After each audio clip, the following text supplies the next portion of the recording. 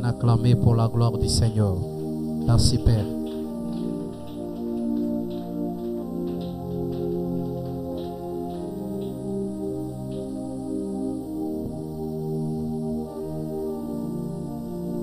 Que Dieu nous bénisse abondamment. Alléluia. Est-ce qu'on peut bien acclamer une fois de plus le roi de rois?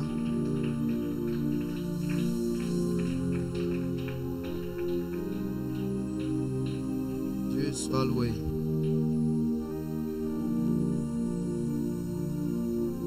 Diminuez un peu le fond et puis si vous pouvez m'aider à travers l'interprétation, c'est mieux. Merci. Nous rendons grâce à Dieu pour cette opportunité. Il est le Dieu grand, le Dieu puissant. Tout ce que nous sommes, c'est les fruits de sa grâce. Il n'y a rien que nous pouvons faire qui ne soit pas l'autorisation du Seigneur. Tout ce que l'homme parvient à réaliser sur cette terre des humains, c'est avec l'accord du Tout-Puissant. Sans son accord, on ne peut rien. Dieu nous bénisse abondamment. Mes vœux, ma prière, et que Dieu vous amène au-delà de vos limites au nom de Jésus. Je suis en train de dire à quelqu'un que tout esprit d'égoïsme quitte dans votre maison au nom de Jésus. Tout esprit d'égoïsme quitte dans votre famille au nom de Jésus. Vous savez, lorsque on est centré sur son ego, lorsqu'on ne se voit que soi-même, vous allez voir que la famille se retrouve qu'elle ne peut pas avancer. La famille se retrouve coincée. Et cette famille est en train de s'appauvrir à cause de l'esprit d'ego. Chose que Gédéon n'a pas fait. Mes prières est que l'esprit d'ego quitte nos cœurs au nom de Jésus. Ici, j'aimerais dire à quelqu'un, l'égoïsme c'est un état de cœur et non un état corporel. Je réponds. L'égoïsme n'est pas un état corporel, c'est un état de cœur. Ça veut dire quand quelqu'un, son cœur n'accepte pas de partager, même son corps ne sera pas d'accord. Il est probable que tu vois quelqu'un qui jette la nourriture, mais pendant qu'à côté de lui il y a une autre personne qui meurt affamée. Je brise tout esprit d'égoïsme dans nos maisons au nom de Jésus. Je brise tout esprit d'égoïsme dans nos familles au nom de Jésus. Le Dieu grand et le Dieu de la grandeur puisse totalement visiter nos familles au nom puissant, glorieux. Que Dieu visite nos familles au nom de Jésus-Christ.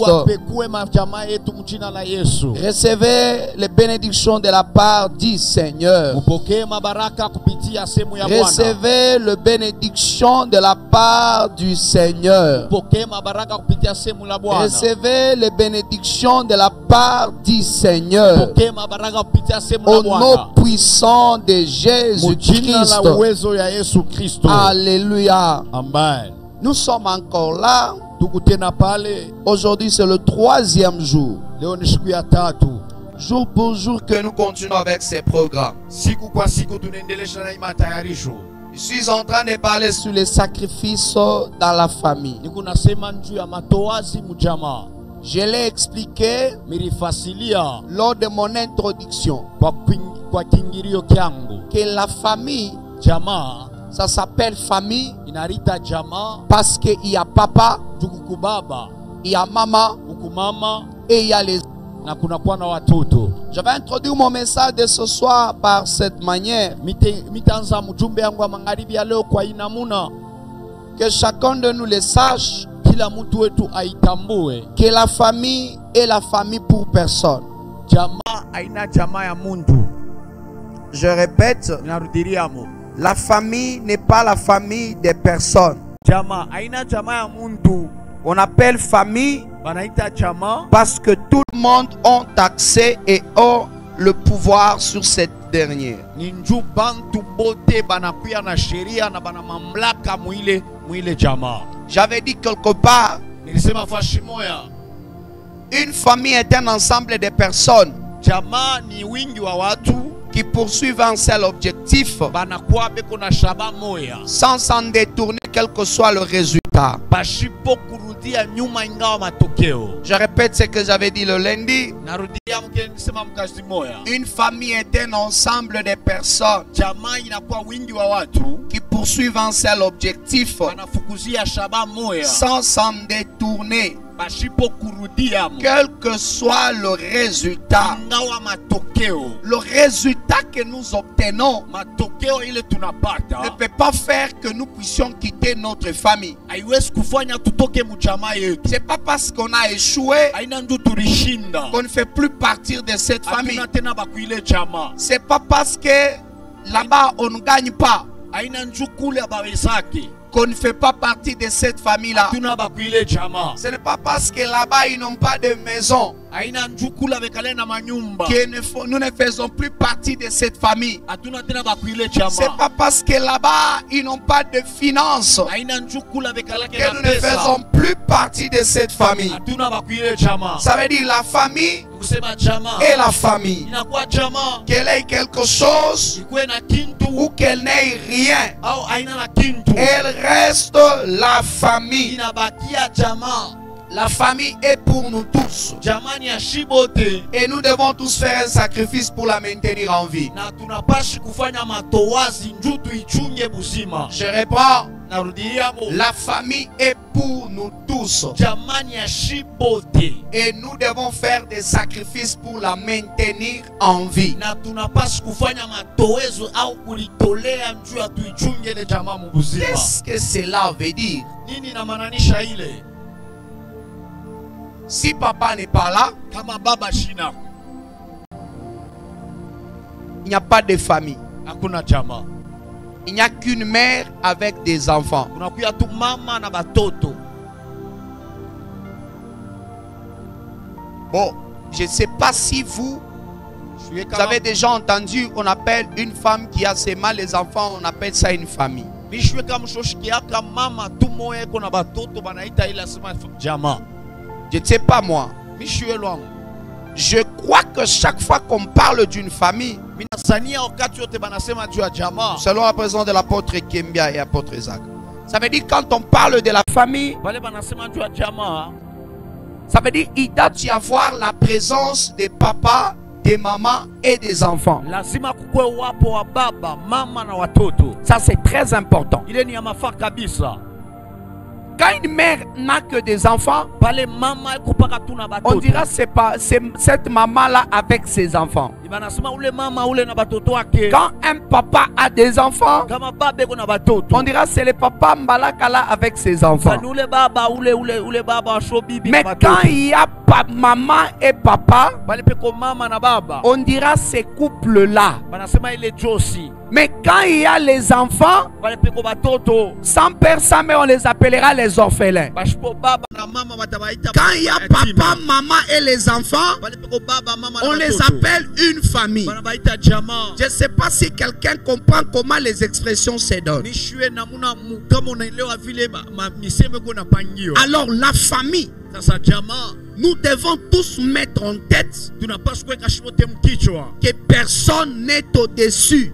Hakuna muntu kuyulu. La famille est pour nous tous. Jamani ya shibote. Je reprends encore. Narudiria tena. Mettons dans notre tête Tweke mkichwa ketu. que la famille est pour nous tous. Jamaa iko ya shibote. Si papa part, il n'y aura pas de famille. Si les enfants partent, il n'y aura pas de famille. Si maman rentre, il n'y aura pas de famille. Ce qui veut dire la valeur de chacun de nous et la participation. Faites en sorte qu'on soit appelé une famille. Ce qui nous arrive aujourd'hui ne peut pas nous détruire. Parce que ce qui nous réunit est plus fort que ceux qui veulent nous diviser. Je répète encore, ce qui nous arrive est passager. Ce que nous sommes est éternel. Je parle à quelqu'un. Ce qui peut nous arriver est passager. Ce que nous sommes est éternel. C'est pour dire la famille est éternelle. Le problème sont passagers. Les circonstances sont passagères. C'est pourquoi chacun de nous doit mettre en tête que la famille, c'est sa famille. Oh, vous avez bien parlé. Je reprends. La famille, c'est sa famille. J'aimerais vous dire ceci. Ta famille, c'est ta famille. En soi, c'est comme la tautologie. Hein? Ta famille, c'est ta famille. Sa famille, c'est sa famille. Ce qui veut dire, chez nous là, que j'appelle chez nous, c'est ma famille. Là où j'appelle chez moi, c'est ma famille. Là où j'appelle chez ma belle famille, c'est ma famille. C'est que je ne peux pas quitter dans ce cercle-là. Là où j'appelle église, c'est ma famille. Je ne peux pas quitter. Sans moi, le nom famille cesse d'exister parce que je viens de retirer un élément dans ce qui doit faire la famille.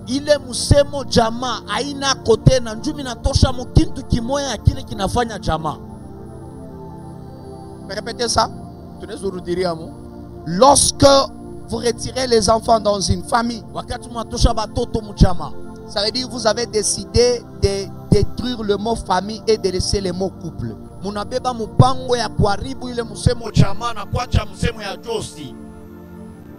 Parce qu'ils vont rester qu'un couple parce qu'il y a un homme et une femme. Ça veut dire la présence d'un enfant. Un couple, il est qui vient d'avoir un enfant. Il n'a pas d'office. L'arrivée d'un enfant vient de transformer un couple en une famille. Voilà pourquoi la plupart des combats, le diable les élève sur vos enfants. Parce qu'ils savent qu'à partir de vos enfants, vous êtes en train d'entrer dans le programme divin. Vous êtes en train d'accéder dans le programme et le plan divin. Et avec cela, le Seigneur commence à prendre une autre dimension sur vous. C'est pourquoi mes vœux et ma prière, que le Dieu de grâce, que le Dieu puissant restaure nos familles au nom de Jésus-Christ. Que le Dieu puissant visite nos familles au nom de Jésus-Christ. Alléluia. Amen. Nous parlons sur le sacrifice. Ça c'est très important. Je commence depuis hier. Parlons sur le sacrifice. C'est ce que je suis en train d'expliquer. Pour ce soir, je vais revenir sur les éléments que nous devons connaître sur le sacrifice.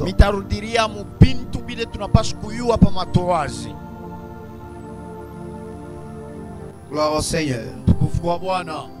Je disais gloire au Seigneur. Ce que nous devons savoir sur le sacrifice.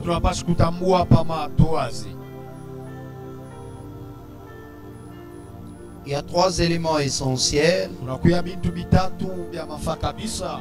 J'aimerais les citer même si le temps ne le permettait pas qu'on développe tout, mais vous avez ces éléments.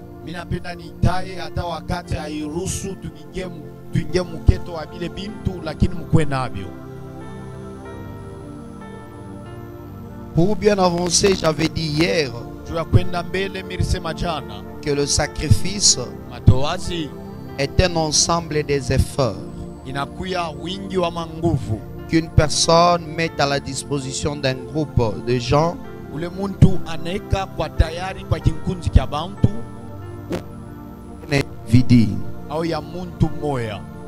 Un sacrifice est un ensemble des efforts mis à la disposition d'un groupe de gens ou d'un individu. J'étais en train d'expliquer hier une famille que vous éduquez et que vous n'arrivez pas à les apprendre qu'il faut faire le sacrifice. Cette famille est destinée à disparaître à tout moment.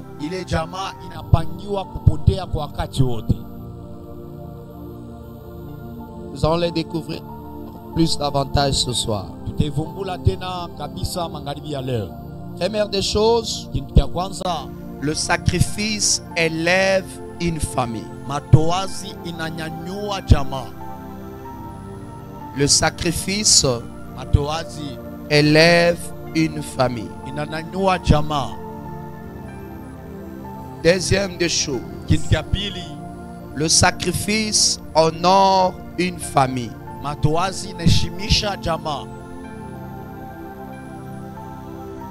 Le sacrifice honore une famille. Troisième des choses, le sacrifice délivre une famille. Je pense que nous sommes ensemble. Alléluia. Amen. Je pense que nous sommes ensemble. Je répète.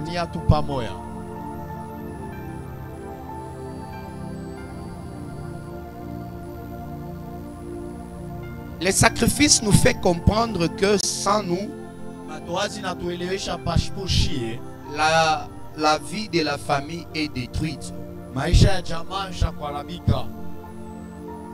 Saül avait une partie de la famille de David dans son armée. Il avait une partie de la famille de David dans son armée. Il avait déjà même rencontré David. Mais une chose qui soit vraie, il ne connaissait pas David et il ne s'attendait pas que David pouvait aller jusqu'à ce niveau. Je ne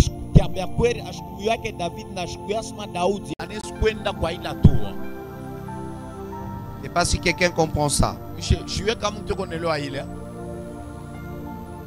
Alléluia. Amen. 1 Samuel chapitre 17. 1 Samuel chapitre 17. Nous lirons le verset 10. Le verset 52. Verset 52. Et puis le verset 55 à 56. 55 à 56. Je me permets d'y aller rapidement. La version Louis II. Le verset 10 dit ceci.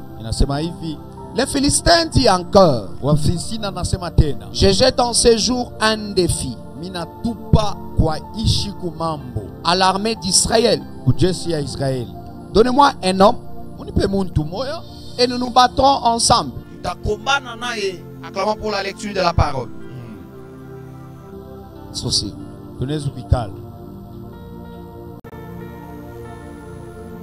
Le sacrifice, j'ai bien dit, sans le sacrifice, la famille ne peut pas survivre. Et je parle du sacrifice qui élève une famille. Ce soir, je vais parler le point 1. Le sacrifice élève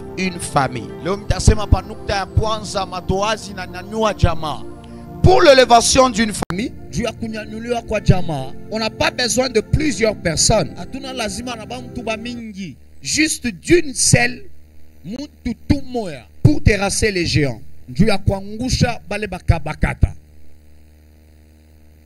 Pour l'élévation d'une famille, on n'a pas besoin de plusieurs personnes. Juste d'une seule qui peut terrasser les géants. Point. Premièrement, le sacrifice doit élever la famille. C'est pourquoi nous avions observé ensemble que Goliath est arrivé.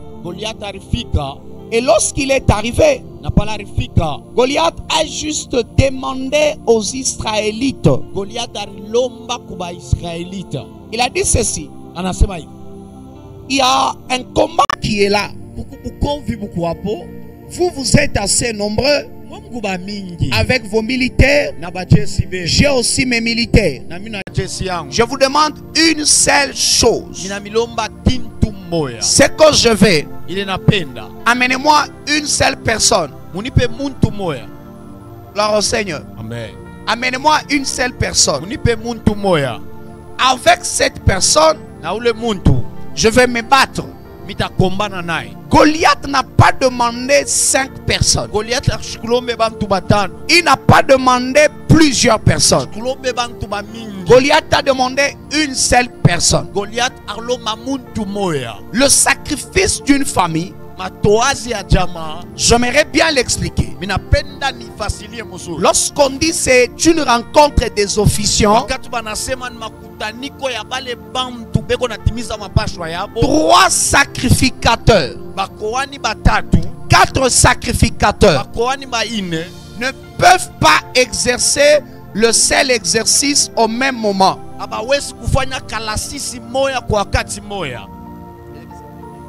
Ils ne peuvent pas le faire au même moment. Si ils entrent dans le service, il n'y a qu'une personne qui doit travailler et les autres vont l'accompagner. Je ne sais pas si je me fais comprendre. Une personne travaille, les autres l'accompagnent. Goliath dit, amenez-moi une personne pour s'affronter. La famille a besoin de sacrifices. Goliath n'a pas commis l'erreur. Il en avait raison de demander juste une personne. Parce que pour une officiance, ça demande qu'une personne. Même s'il y a plusieurs sacrificateurs, tous ces sacrificateurs n'entrent pas en service ou dans les lieux saints au même moment. Il y a toujours un qui entre et les autres restent derrière lui. J'aimerais dire pour quelqu'un, Dieu n'élèvera pas tout le monde au même moment. Dans chaque saison, Dieu élèvera quelqu'un dans votre famille selon le sacrifice qui est en place afin de retirer votre famille du néant pour l'amener à la grandeur. Apparemment, quelqu'un ne me comprend pas. Quand Dieu veut faire les choses, il élève une famille. Une famille loin de faire de sacrifice. Une famille loin de faire le sacrifice ne peut pas vivre son élévation. Lorsque personne n'est en mesure d'accepter, d'affronter l'élément qui fait l'opprobre de la famille,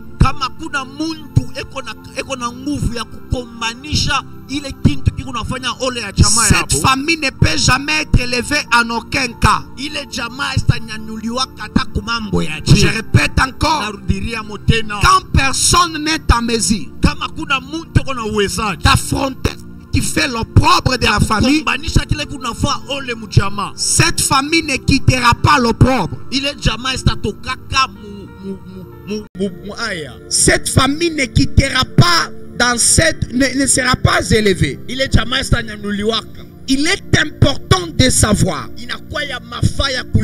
que celui qui accepte de faire le sacrifice pour l'élévation d'une famille porte la honte de cette dernière. Je répète, celui qui accepte de faire un sacrifice pour l'élévation de la famille, il porte l'opprobre de cette dernière.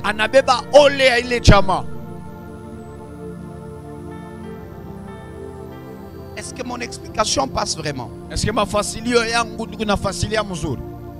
Alléluia. Amen. Celui qui accepte, il dit, moi je vais porter, je vais faire le sacrifice pour ma famille. Ce qu'il faut savoir, ça veut dire il est celui qui porte l'opprobre de la famille. Avant toute chose, il y avait le roi à la guerre. Il y avait le roi aux frontières. Mais le problème c'était quoi? Le problème c'était quoi? Quand le roi était là, même le roi ne s'est pas présenté. Quand Goliath est à Paris, Goliath a demandé une personne, personne n'est sorti. Et pourtant il y avait toute une multitude de gens. Je vais vous expliquer la première raison. Première raison, personne ne voulait se présenter. Parce que celui qui se présente, c'est celui-là qui porte déjà l'opprobre d'Israël. Si Israël ne gagne pas, on dira certainement, c'est toi qui nous as amenés dans la captivité. Alors tout le monde avait peur d'amener Israël dans la captivité.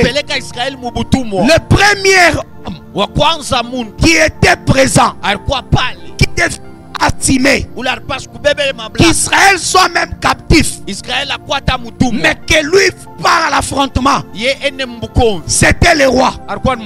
Le roi n'a pas accepté parce qu'il se disait, si Goliath me tuait, Israël va rester captif et mon nom sera bafoué. J'aimerais dire à quelqu'un, j'encourage celui qui a pris la décision de se battre, même s'il ne gagne pas, mais pour l'honneur de sa famille, au moins il est en train de se battre. Je viens t'encourager, toi qui es là, qui continue à se battre, quels que soient les problèmes, tu es en train de te battre. Sois béni, que le Seigneur t'accompagne, parce qu'au moins tu as pris la décision d'avancer. S'il y aura le pauvre, s'il y aura le pauvre, au moins que tu sois là. S'il y aura l'échec, au moins que tu sois là. Bien aimé, que le Seigneur, Dieu soit avec toi.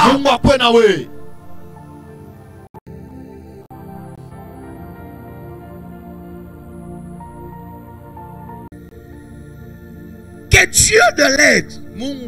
Que Dieu t'élève. Quels que soient les problèmes, tu as droit d'avancer. Quels que soient les problèmes, tu as droit de réussir. Quels que soient les problèmes, je t'encourage. Quels que soient les problèmes que tu rencontres, au moins tu as pris la décision de changer les choses. Tout le monde en paix d'entrer dans le mariage. Pourquoi? Parce que chez vous, quand quelqu'un entre dans le mariage, son mari meurt, ou bien il rencontre des situations compliquées. Alors vous avez peur d'entrer dans le mariage parce que tu dis, Je ne veux pas vivre ce que mes prédécesseurs ont vécu. Ça, c'est pas un problème. La vérité, c'est que le Dieu de gloire ne t'abandonnera pas. Le Dieu de gloire ne te laissera pas à l'humiliation. David s'est dit, je vais avancer. Si c'est l'opprobre, mieux faut que je porte le fardeau. Une famille ne peut pas être élevée s'il n'y a pas quelqu'un qui accepte de porter le fardeau de la famille.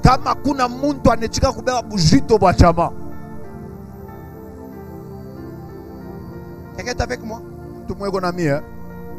La Bible dans Ésaïe, et pourtant c'est pas ses châtiments,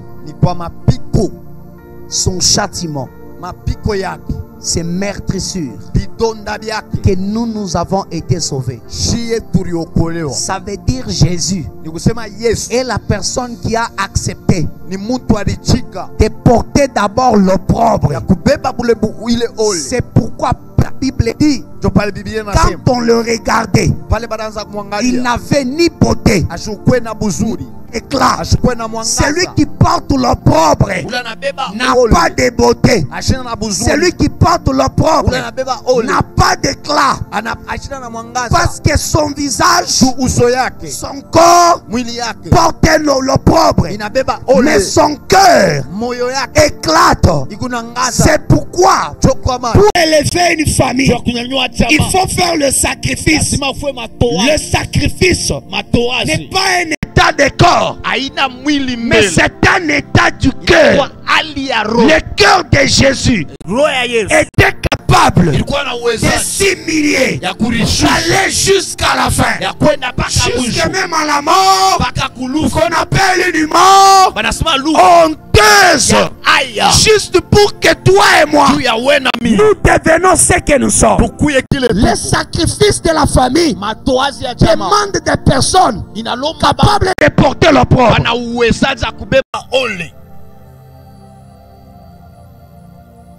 Si tu n'es pas à mesure de porter l'opprobre, ta famille ne s'en sortira pas. Est-ce que je parle à quelqu'un? Cher papa, chère maman, si tu n'acceptes pas de vendre même les maniocs grillés, ta famille ne sera pas élevée. Quand on regarde certains de nos parents, ils n'ont ni éclat, ni beauté, mais leur beauté, leur éclat se trouve dans le cœur, parce qu'ils ont fait des sacrifices pour retirer leur famille de là où elle était, les mettre là où elle est. Une famille où un papa n'a pas de salaire mensuel, ses enfants sont des licenciés. Une famille dont papa et maman se débrouillent au quotidien, vendant des légumes, vendant certains articles accessoires, mais leurs enfants sont des licenciés. Ça s'appelle le sacrifice pour la famille. Ce qu'on a toujours dit pour le pays, on y va jusqu'au sacrifice suprême. C'est ainsi pour la famille. Pour la famille, on y va jusqu'au sacrifice suprême.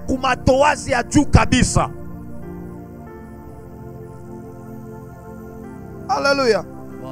S'il n'y a pas de sacrifice suprême, il n'y a pas de famille qui peut aller. Qui va avancer? L'humiliation que vous ressentez ne restera pas définitivement dans votre vie. Je répète, l'humiliation que vous portez aujourd'hui, l'humiliation que vous ressentez aujourd'hui, aujourd'hui ne restera pas définitive dans votre vie. Ni même après votre sacrifice. Je sais la vérité.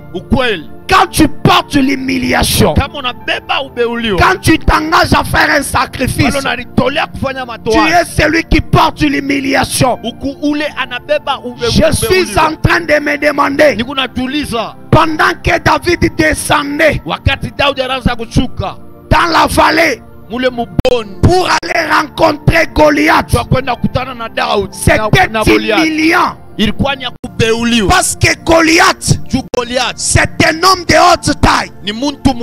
Quelqu'un d'à peu près 5 mètres. Mais David, la Bible dit qu'il est chétif. Ça veut dire un petit là. Premièrement, c'est un petit. Deuxièmement, il est chétif. Troisièmement, il ne sait pas manipuler les armes de guerre. Quatrièmement, il n'est pas un expérimenté dans la guerre. Mais c'est celui-là que tout Israël a fait confiance qui va le délivrer. Quand David a dit, je vais affronter Goliath, même le roi lui a conseillé, ne descends pas petit. Cet homme, c'est un habitué de la guerre. J'aimerais dire à quelqu'un, quand tu es l'officiant du jour, tu vas descendre dans la vallée.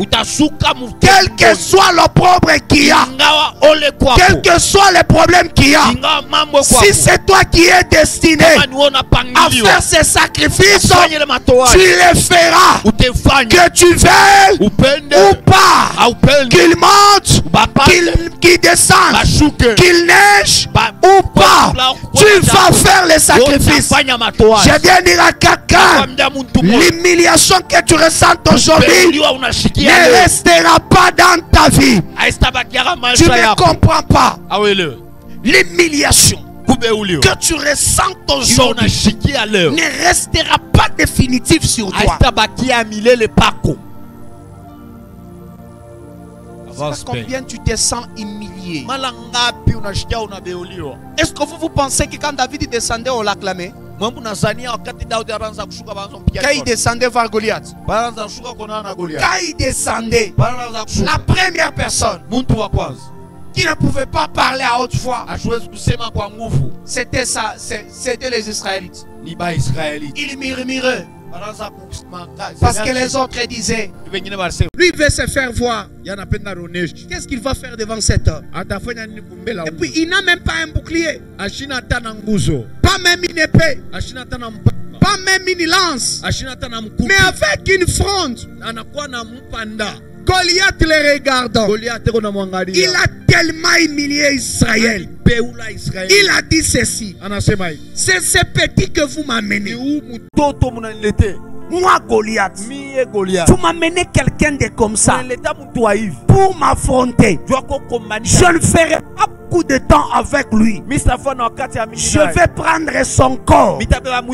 Je suis convaincu. Goliath d'abord était quelqu'un, c'était tout le temps. Mais ces jours-là, David en train de descendre dans la vallée. Goliath n'était pas pressé de descendre dans la vallée. Je vais dire à quelqu'un, fais des sacrifices. Si les autres ne sont pas pressés, si les autres se réservent encore, c'est parce qu'ils s'appuient sur leurs moyens. Toi, tu n'as pas de moyens. Tu dois t'appuyer sur tes sacrifices. Je viens dire à quelqu'un, une famille forte est celle qui s'appuie sur ses sacrifices. Je répète encore, une famille forte est celle qui s'appuie sur ses sacrifices et non sur ses moyens. David s'est appuyé sur ses sacrifices. Je vais descendre pour sauver une famille. On a besoin d'une personne.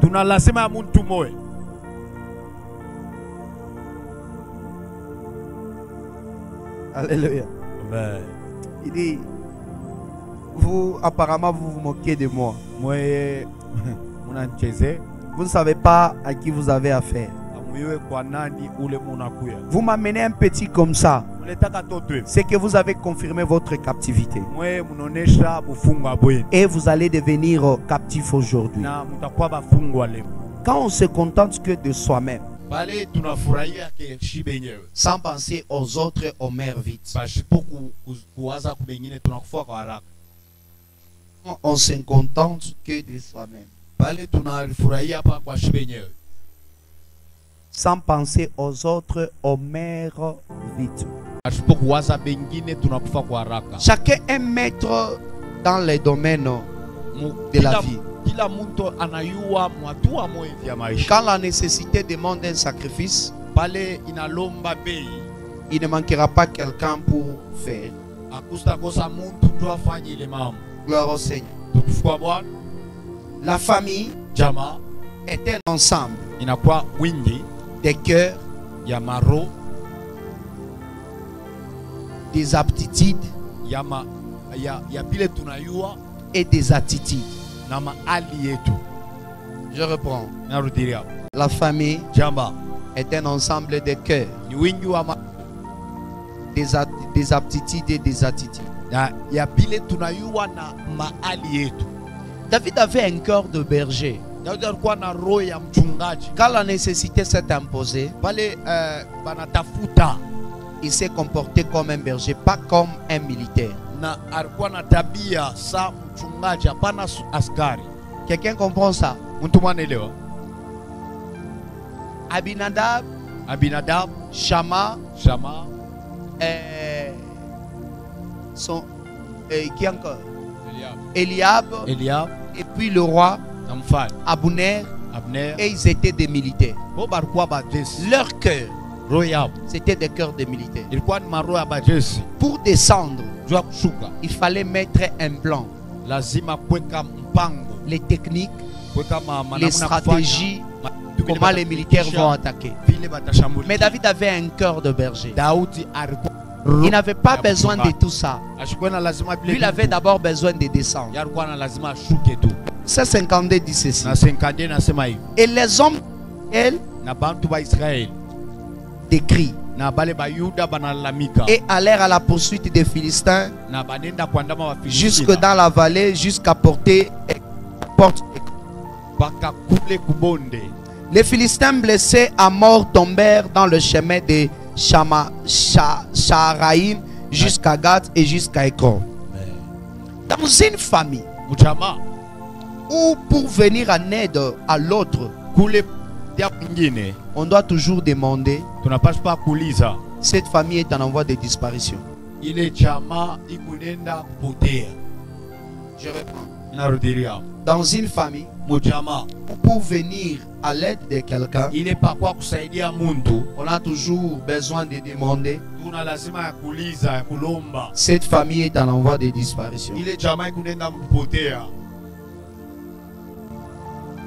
Quelqu'un comprend ça?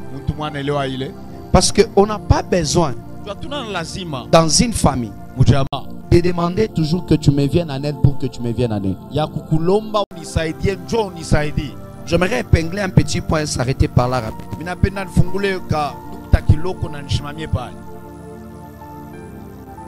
Les autres membres de la famille doivent s'occuper des autres sacrifices pour donner une assurance vitale à la famille. Le verset 52 dit: quand David a fait tomber Goliath, il n'a pas dit aux Israélites attaquer les Philistins. Les Israélites eux-mêmes ont commencé à attaquer les Philistins. Une famille dont on n'apprend pas le sacrifice, c'est une famille où on se fait souffrir au quotidien. Chaque jour, nous souffrons. On souffre pourquoi? Non pas parce qu'on n'a pas des personnes Mais parce qu'on est mal éduqué dans les domaines de sacrifice. Permettez les termes.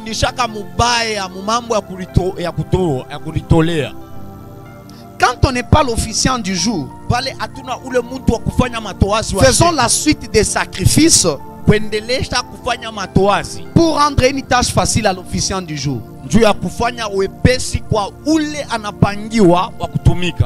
La famille de Jesse, c'était une famille qui était bien éduquée. Dans les domaines des sacrifices, la famille de Jesse en est une preuve. Comment je l'explique? Jesse fait 3 enfants militaires. Une famille qui a déjà 3 enfants militaires, c'est une preuve qu'ils sont habitués à des sacrifices. Quelqu'un me comprend? Alléluia. Ils sont habitués à des sacrifices parce qu'il y avait 3 militaires dans cette famille. L'ennemi que David avait affronté n'avait pas la même taille que les autres. La plupart de nos familles sacrifient leurs officiants après qu'ils aient fait le sacrifice pour l'élévation de la famille. Laissez-moi répondre ça.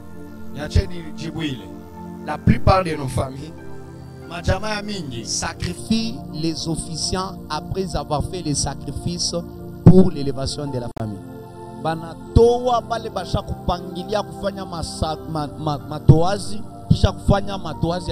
Famille yetu ya mingi ikunateswa juu inatoaka ula natoa sadaka ya kuokoa nayo famille, ya kunyanyula nayo famille. C'est que ya anesha kutoa lui olie na baba toi bana mtoa ye. Comprends? Je peux répéter? C'est ce qui fait souffrir nos familles. Actuellement, nos familles sont en train de sacrifier leurs officiants. Ils viennent de vous sauver. Ils viennent de donner l'offrande pour l'élévation de la famille. Ils finissent vous les sacrifier aussi. Personne ne pouvait affronter Goliath. Vrai ou faux? Vrai ou faux? Gloire au Seigneur. Vrai ou faux? Personne n'était capable d'affronter Goliath, n'est-ce pas? D'accord. David est venu. Il a tué Goliath. Maintenant les autres Philistins, est-ce que c'est à David d'aller le poursuivre? C'est ce que font nos familles actuellement. Dans nos familles actuellement, nous sacrifions les officiants. Quelqu'un qui fait tellement d'efforts pour vous aider, il fait une grande part des choses. Et au finish, au lieu que vous vous occupez des restants, vous réunissez tous encore pour commencer à dire il est arrivé, il n'y a pas d'issue. Il n'y a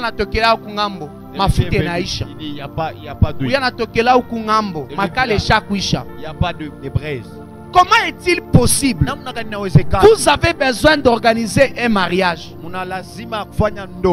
Quelqu'un qui a dépensé, il vous a procuré la salle. Il a fait encore des sommiers. Il vous a donné une grande partie d'argent pour l'organisation de la soirée. Comme si cela ne suffisait pas. Est-ce que tu ne peux pas t'occuper des véhicules? Est-ce que vous ne pouvez pas vous occuper de l'huile? Vous partez même les suivre. On n'a pas du sel. On n'a pas de carburant dans les véhicules. Vous êtes en train de sacrifier l'officiant. David est capable de faire tomber Goliath. Mais il n'est pas capable de faire tomber les Philistins. Le travail des Philistins, c'est le travail des autres. Il fallait faire tomber Goliath. Sauvons-nous les uns et les autres. C'est le sale mentalité que vous avez dans nos familles. Tu as un problème de $500. Quelqu'un t'a donné $300. Comme si cela ne suffisait pas. Tu commences encore à le traiter comment il est des méchants. Il a de l'argent. Il a des véhicules. Il a la maison. Est-ce que c'est ça, c'est 500 qui lui manque? Tu veux les tuer ou comment? Aujourd'hui, c'est nous-mêmes qui sacrifions nos officiants. Un officiant, c'est quelqu'un qui a besoin du repos après avoir tué Goliath. Ne les laissez pas sur les champs. Protégez-les. Parce que ceux qui ont vu leurs géants tomber ne pourront pas l'épargner. C'est pourquoi la Bible dit, quand ils ont vu que David a fait tomber Goliath, au même instant les autres sont descendus dans la vallée. En sorte quand ils sont descendus dans la vallée, David a été enfermé. David a été caché. Même s'il y avait quelqu'un qui lançait une flèche, qui le visait d'une flèche, la flèche ne pouvait pas toucher David parce que les autres frères l'ont déjà couvert. Protégez les officiers de vos familles. Maman, tu fais les choses. Ton mari se bat. Il fait des sommiers. Il apporte ce qu'il a. Mais toi tu les gaspilles dans des jours. Ça c'est quelle mauvaise foi. Tu es en train de sacrifier l'officiant.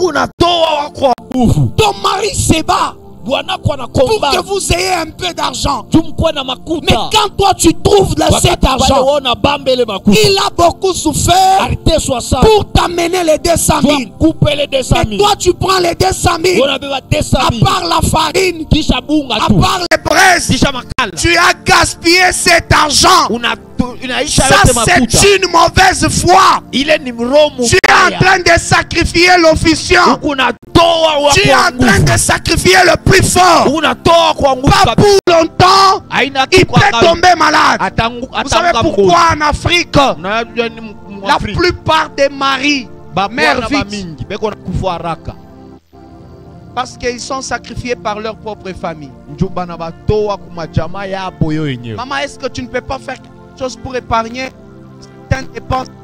Même les problèmes des silos, il faut que les enfants entendent toujours papa. L'enfant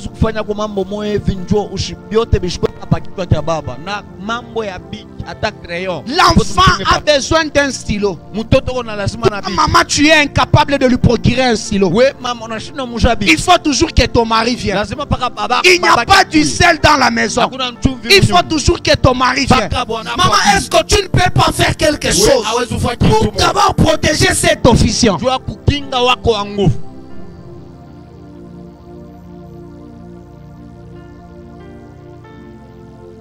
Quelqu'un qui porte l'humiliation, mais il vient de vous relever, vous voulez encore le sacrifier.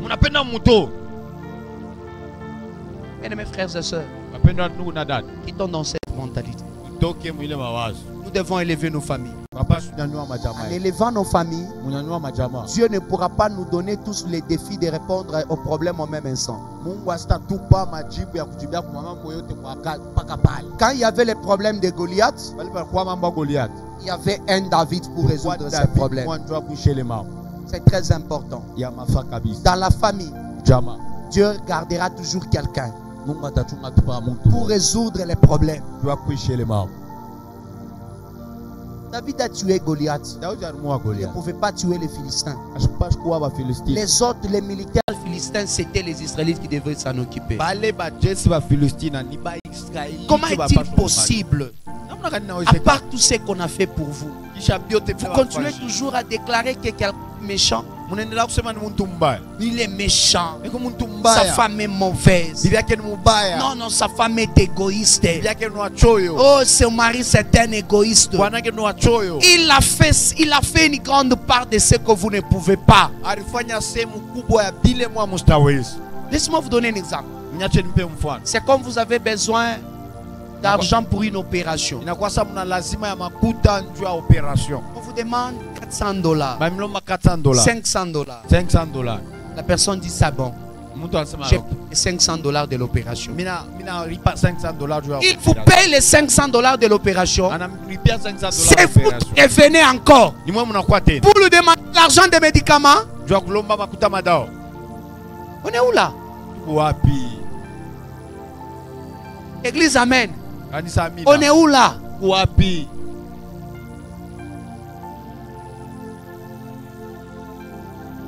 C'est pourquoi la plupart de nos églises dans les milieux reculés, quand quelqu'un est béni, quitte l'église.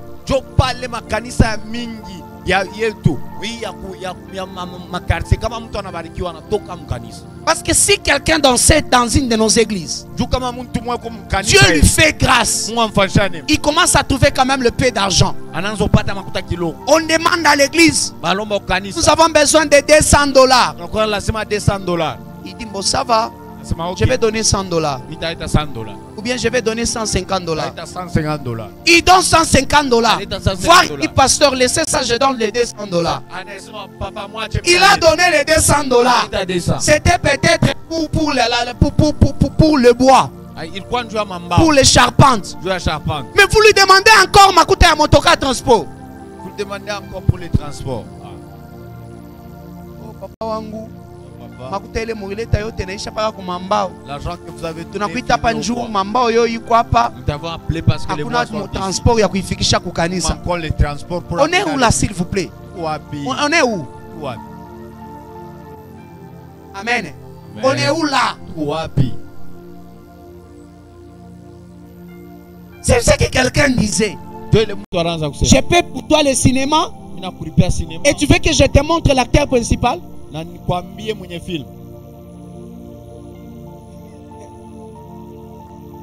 Père son âme, un vieux qui disait comme ça, m'attendre. Mina pour bien filmer, nous chanter dans mon film, on t'attend nous coucher dans suite. C'est pourquoi même nos églises s'affaiblissent. Pourquoi? Parce que quand quelqu'un, Dieu le visite financièrement, tout le monde dépose leurs charges sur cette personne.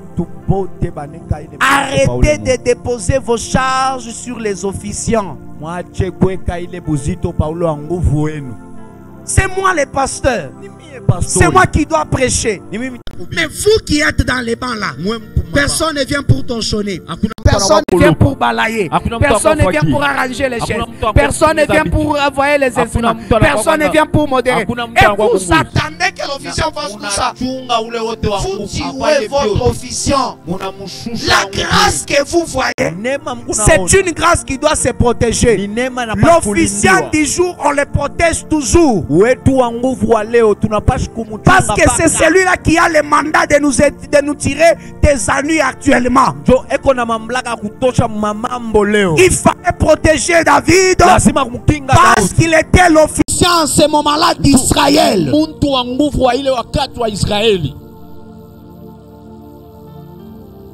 Je vous bénisse abondamment. Pour ce soir, j'aimerais il y a pas mal de choses à dire. Mais quand tu rentres chez toi, demande-toi comment je fais ça. Quelqu'un t'a assisté. Tu as besoin de 30 000. C'est pas parce qu'il t'a donné 30 000 qu'il en a. C'est pas parce que tu demandes à quelqu'un 30 000 et qu'il te donne 30 000, ça veut dire qu'il en a. Non. C'est quelqu'un que Dieu a amené pour faire tomber ton géant. Les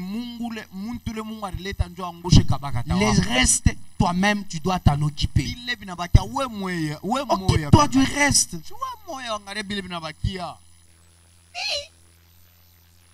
Vous savez pourquoi la plupart des personnes commencent à refuser d'être des parrains?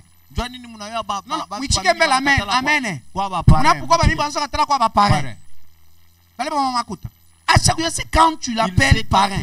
Un parrain, même vos parents sont en train de l'appeler. Papa, Kusalo kuna mampombe ngina yene ane. À la salle même d'autres boissons pas complet.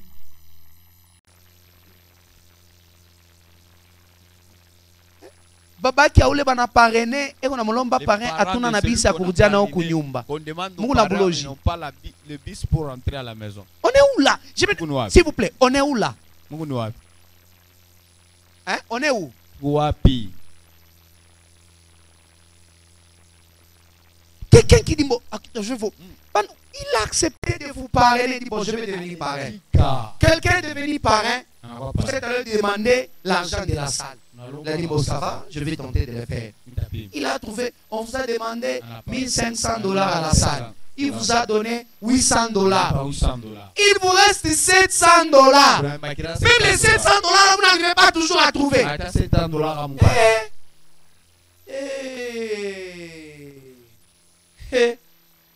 Naïch, c'est fini. Entre en prière.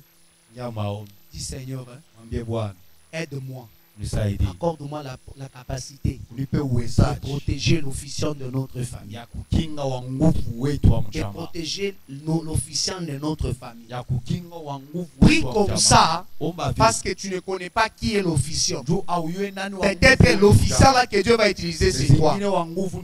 Alors pendant que tu vas faire semblant de prier, tu refuses de prier pour l'officiant, n'est-ce pas?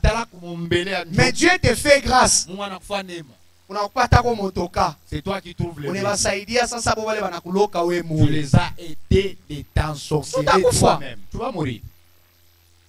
Maintenant, entre en prière. Dis Seigneur, Père, protège l'officiant de notre famille. Protège l'officiant de ma famille. Élève la voix. Dis Seigneur, protège-les. Quel que soit les combats, Yahweh, mets-les à l'abri contre les mauvaises paroles, contre les mauvaises intentions. Prise avec moi au nom puissant de Jésus. Élève ta voix, bien-aimés frères et sœurs. Élève ta voix. Élève ta voix, s'il te plaît. Continue à élever la voix. Continue à élever la voix. Continue à élever la voix.